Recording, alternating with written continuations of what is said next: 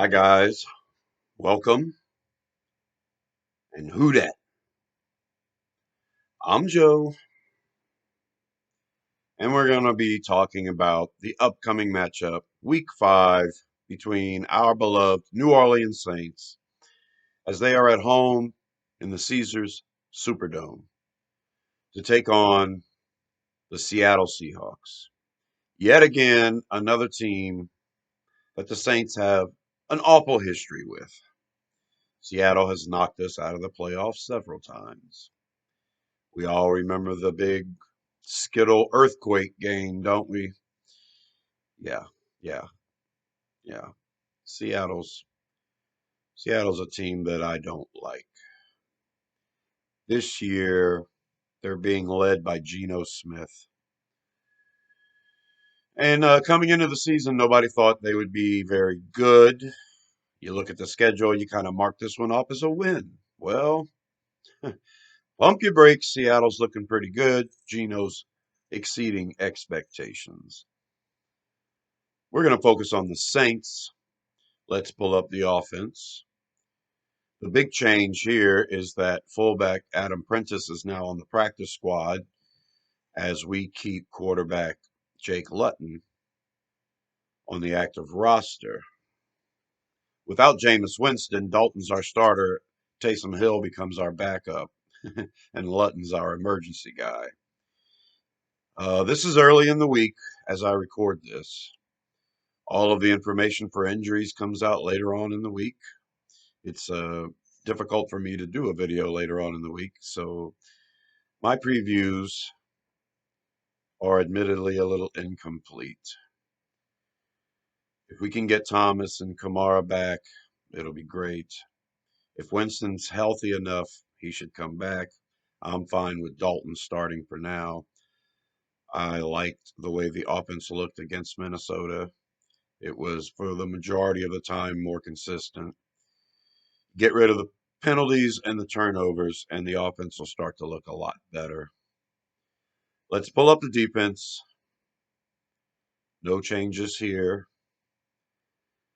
Defense has been fine. We need Marcus May back in the lineup. I think we're a lot more versatile. Uh, PJ Williams' best position is really the nickel, and that's basically what Bradley Roby and Justin Evans has been playing as well.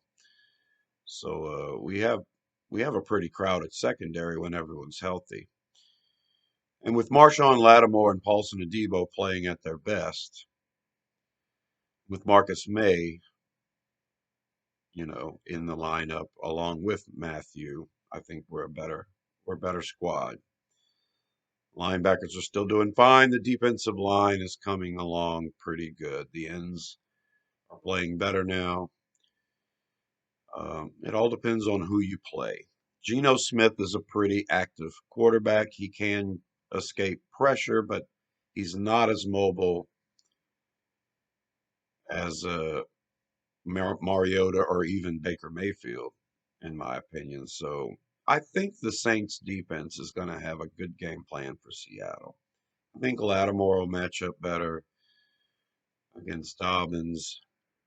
I don't know if our run defense is ready or not for the challenge because, we've faced some very good running backs, and I'd hate to see them take a day off. But if our defense plays to its ability, then we should be able to hold Seattle down.